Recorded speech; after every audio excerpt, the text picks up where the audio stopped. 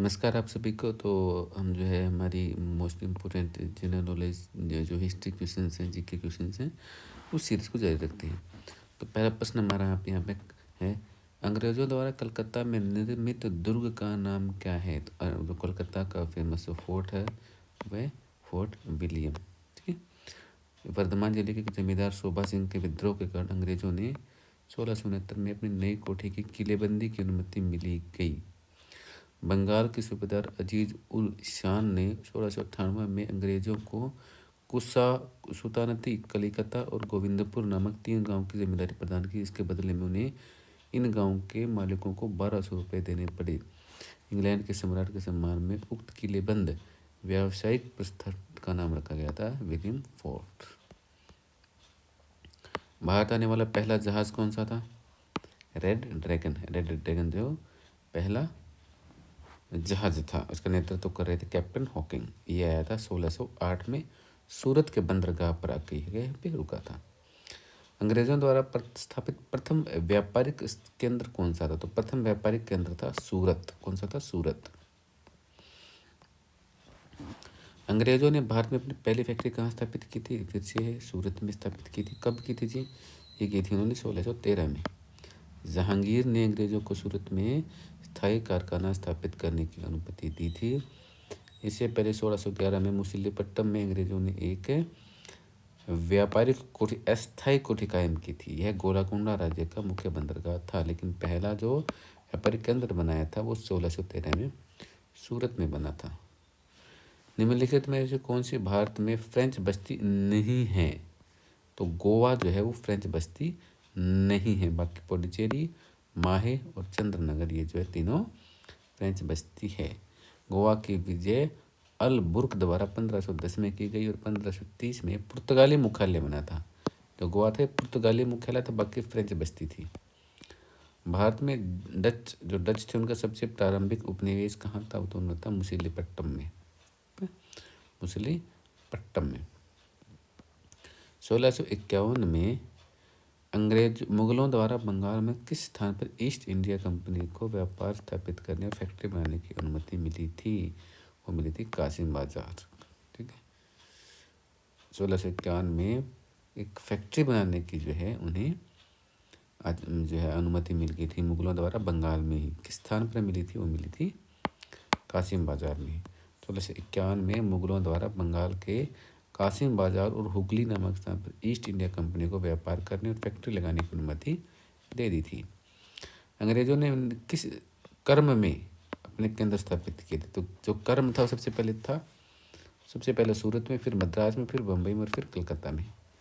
इस कर्म से सूरत में 1613 में, मद्रास में 1639 में, बम्बई में 1687 में और कलकत्ता में 1698 में। भारत में आलू की फसल किसने शुरू की थी? वो की थी पुर्तगालियों ने। 17वीं शताब्दी में आरंभ में पुर्तगालियों द्वारा आलू लाया गया था। किस राजा के प्रदेश में पुर्तगालियों ने भारत भूमि पर अपने दुर्ग का निर्माण किया था? कोचीन में। ठीक है। पुर्तगालियों ने प्रथम भारत भूमि पर अपना प्रथम दुर्ग का निर्माण 1503 में किया था, कोचीन में किया था। ठीक है। निम्नलिखित में से कौन सा स्थान भारत में पुर्तगालियों का मुख्यालय था? मुख्यालय कौन सा था? गोवा।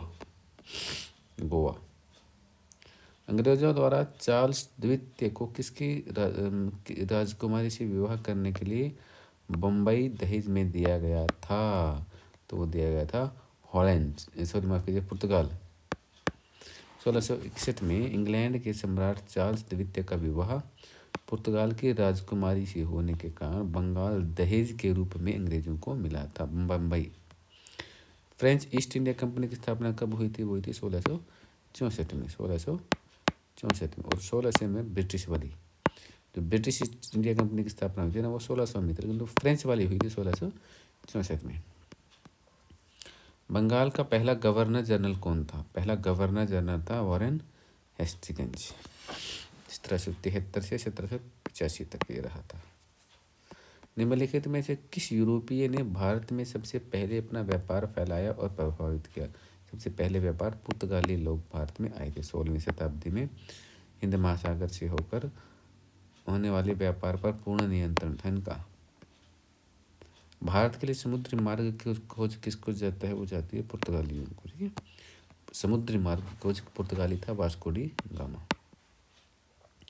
कालीकत के तट पर 1498 में पहुंचा था। यहाँ के स्थानीय शासक जमोरिन ने उनका स्वागत किया, जबकि व्यापारियों ने उसका विरोध किया था।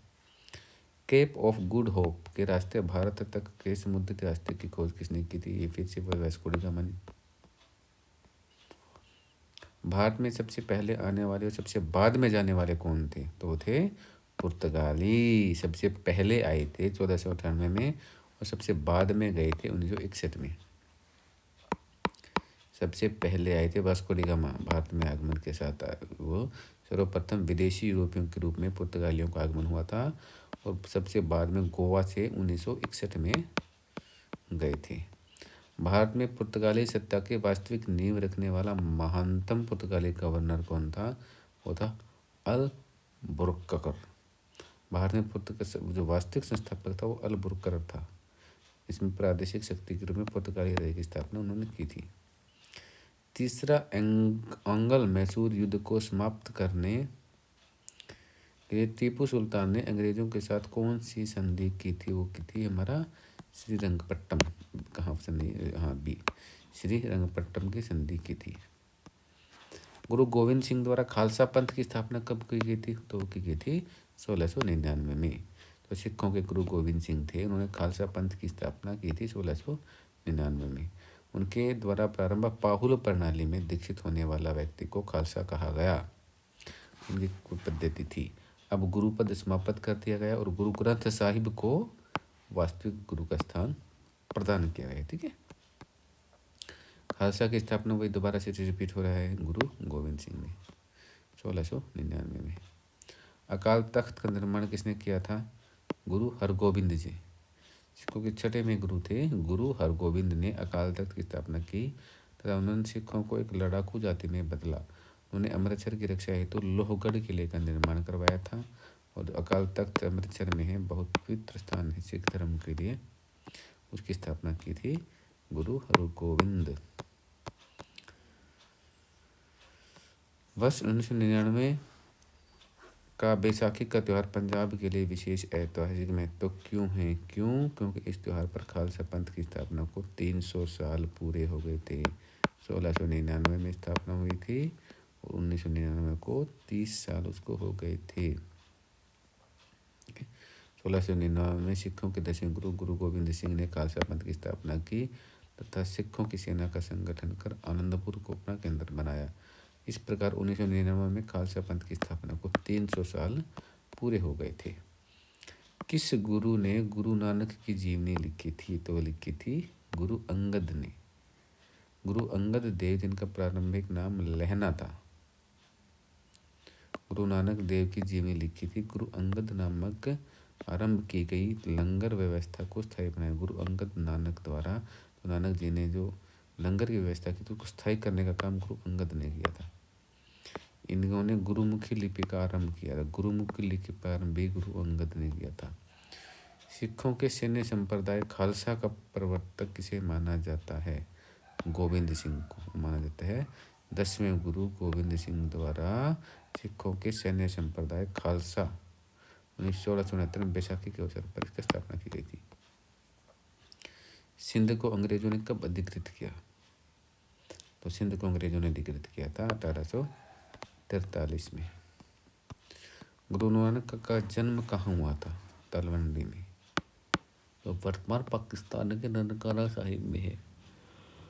इनके पिता का नाम था कालू मेहता और माता का नाम था तृप्ता देवी। किस शिशु के गुरु ने स्वयं को सच्चा बादशाह कहा था? गुरु अर्जुन देव ने। गुरु अर्जुन देव ने स्वयं को सच्चा बादशाह कहा था। इन्होंने 1604 में आदि ग्रंथ की रचना की।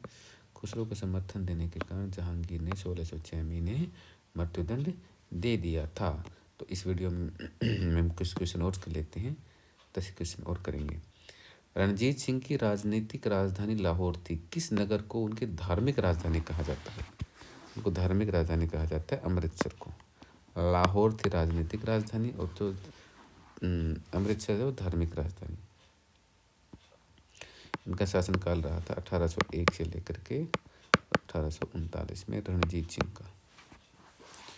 निम्नलिखित में से किससे ने बंगाल में सरकार की द्वैध प्रणाली समाप्त की? द्वैध प्रणाली समाप्त की थी लॉरेन हेस्टिंग्स ने। लॉरेन हेस्टिंग्स ने बंगाल में क्लाइव द्वारा स्थापित की गई द्वैध प्रणाली को समाप्त कर दिया था। किस गवर्नर जनरल ने रोपड़ में रणजीत सिंह का बड़े सम्मान के साथ स्वागत किया था? तो वो किया था विलियम बेंटिक ने। इस वीडियो में हम इतने ही क्वेश्चन को कवर करेंगे। हमारे 13 क्वेश्चन ये कवर हुए हैं और 20 के अलावा ये लगभग 30 से 35 क्वेश्चन हमने इस वीडियो में किए हैं। इस सीरीज़ को हम जारी रखेंगे और बहुत इंपॉर्टेंट क्वेश्चन है ये सभी एग्ज़ाम के लिए। तो वीडियो को लाइक कीजिए और चैनल को सब्सक्राइब ज़रूर करिए। धन्यवाद। आपका दिन शुभ हो।